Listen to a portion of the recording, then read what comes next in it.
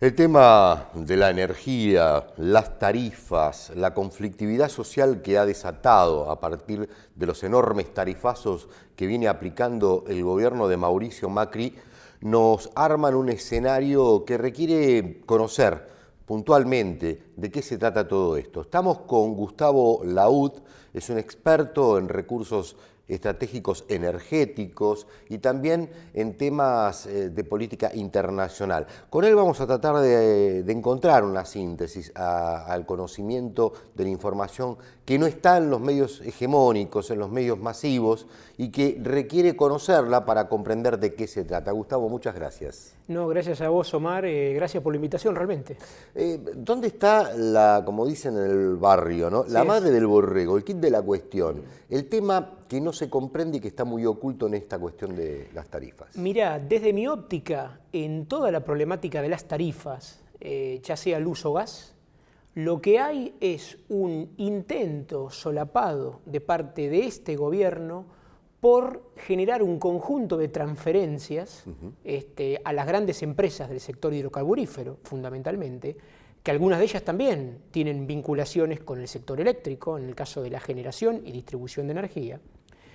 Y en ese contexto yo te diría que aparecen muchos otros aspectos que son los que están muy frecuentemente en el debate y que la gente suele escuchar.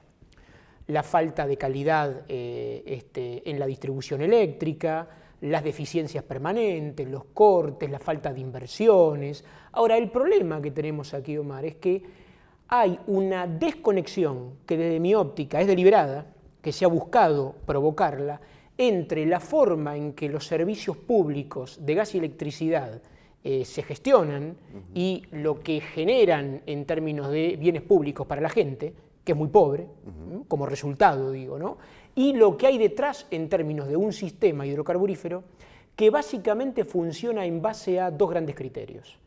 Apropiación de renta cuando hay precios internacionales muy altos, como ha pasado siempre en el sector hidrocarburífero, ¿no? Y por otro lado, cuando esos precios no están, como ocurre en los últimos 2 años, lo que se pone en marcha, diría, es un conjunto de esquemas de subsidios que le permiten a las empresas seguir generando una exacción sobre el conjunto de la sociedad, digamos, ¿no? Y esto es lo que generalmente queda encubierto. Yo te quiero preguntar, porque hay cuestiones que hay que preguntarlas sí o sí porque no están en la información, claro, en la información democrática, permitime que agregue. Por ejemplo, ¿vinieron perdiendo a lo largo de los últimos 12 años las empresas por el servicio que prestaron? Mirá, las empresas alegan que después de la emergencia económica se desvirtuaron las condiciones contractuales vigentes, con lo cual, dicen ellos, la ecuación económica financiera ya le dejó de funcionar. Hay un pequeño detalle en relación a eso. A ver.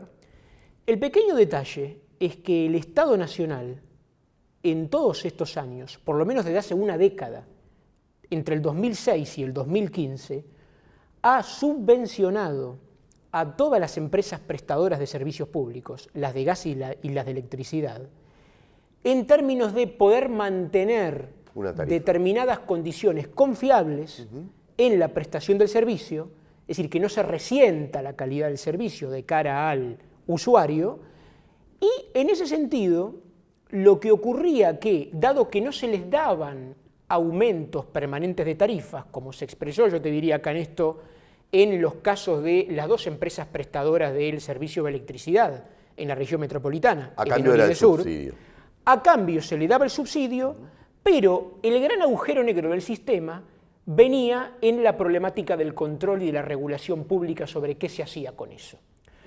Si las empresas tenían una ecuación económica quebrada, producto de la ley de emergencia, tenían la posibilidad de salir de los contratos denunciando al Estado Nacional en función de lo que los mismos contratos decían. Sin embargo, estas empresas no lo hicieron, se quedaron y a cambio de seguir manteniendo una situación en donde lo que se relajaban eran todos los controles públicos, cobraron los subsidios y al día de hoy no tenemos idea de cómo fueron auditados esos subsidios y en qué fueron implementados o usados. Ahora, ¿perdieron comparado incluso con las prestaciones de los mismos servicios a nivel latinoamericano y mundial. Sí. ¿Perdieron las empresas? No perdieron.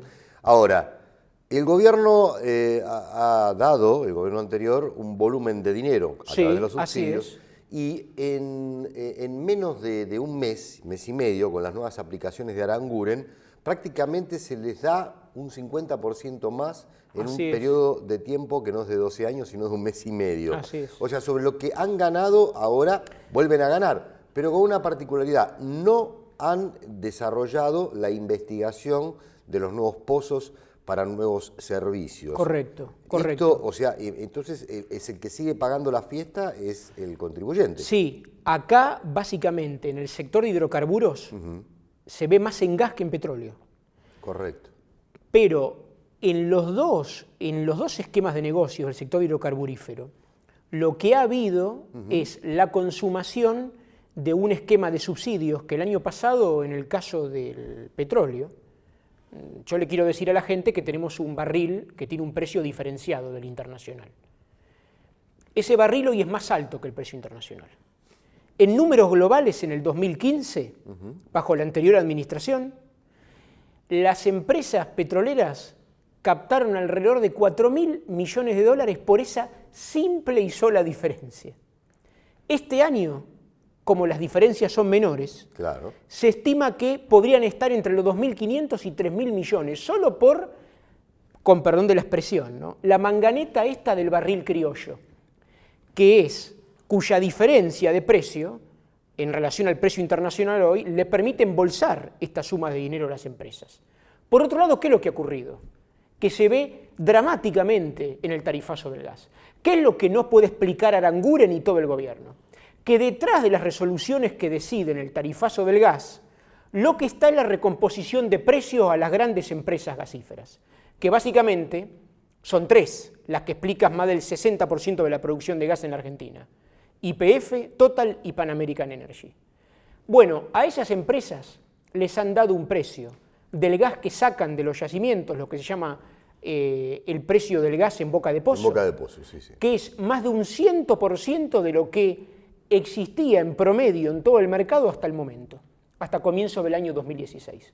Estábamos en un precio de 2.6 dólares por millón de BTU, que es la unidad de medida, y ahora estamos arriba de los 5 dólares. Se habla de 2.500 millones de dólares, ¿no? 2.500 millones de dólares aproximadamente, y yo te diría que probablemente ahí nos estemos quedando cortos. Porque ten en cuenta que en los últimos 2 años, mal que mal, en materia de extracción de gas, hemos crecido un poco, obviamente liderados por YPF, que es la que ha invertido más, digamos, ¿no? La última pregunta, Gustavo Laut, está puesta en el siguiente planteo hipotético. Digamos, la empresa tiene ganancia. La empresa no está trabajando a pérdida. El servicio, en cuanto a su calidad y su intensidad, no hubo modificaciones. Entonces, es casi un sacrificio al pueblo el nivel del 500% de la tarifa. Así es. O sea, digamos, la tarifa podría haber quedado prácticamente en un 20, en un 30%, en un 40% de ajuste, porque hacía falta un ajuste, por todo el sistema de subsidios al resto de la sociedad, pero podía haber quedado en ese plano, no en el 550 más. Yo te diría lo siguiente: en Europa, en los últimos 3 años, la problemática de los servicios públicos de agua, luz y gas ha quedado en el centro de la escena, incentivado por la gran crisis política que hay. En algunos de los países europeos, Gran Bretaña, España, por ejemplo, se han estado discutiendo recomposiciones tarifarias para las empresas prestadoras de servicio. En ninguno de los casos, si estamos hablando de países que en términos relativos son algo más ricos que la Argentina, a pesar del proceso de crisis económica, por todo lo acumulado, digo, ¿no? En ninguno de esos países se discutieron escenarios irracionales de suba de tarifa como lo que estamos viviendo aquí. Y lo que quiero decir con esto es que, si bien ha habido un escenario de pérdida de rentabilidad de todo el sector energético, producto, básicamente en el caso eléctrico, producto de que nosotros, como entre otras cosas nos faltaba gas, el gas tuvimos que reemplazarlo con combustibles líquidos para producir energía. Y eso te genera un sobrecosto que en buena medida, ¿sabés quién lo toma también? El Estado Nacional lo tomó. Y el Estado Nacional también auxilió a las empresas para fortalecer sus propios patrimonios, de forma tal de que sus activos más o menos se preserven.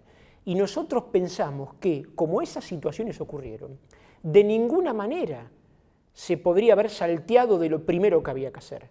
La gran responsabilidad de ir a audiencias públicas, que encima sabemos que no son vinculantes por los marcos normativos existentes, pero las audiencias públicas eran necesarias para ventilar la situación real de costos, la operatividad, la problemática del mantenimiento de las empresas y por qué no se han realizado las inversiones que se debieron haber hecho para no llegar al estado de caos que tenemos en el servicio eléctrico, por ejemplo. De ninguna manera entonces podíamos estar sin audiencia de algún tipo, en condiciones desde el gobierno nacional de pautar aumentos que van del 300, 400, 500, 1500, 2000%, tanto en gas como en electricidad. En todo el país se han dado situaciones aberrantes. Totalmente aberrantes.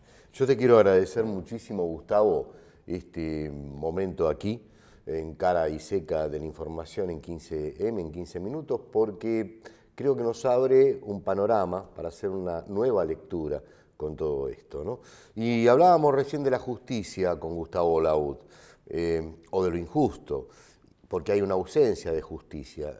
Observen ustedes que recientemente el jefe de todos los jueces de la Corte Suprema, Lorenzetti, fue a dialogar, a analizar esto con el presidente Mauricio Macri.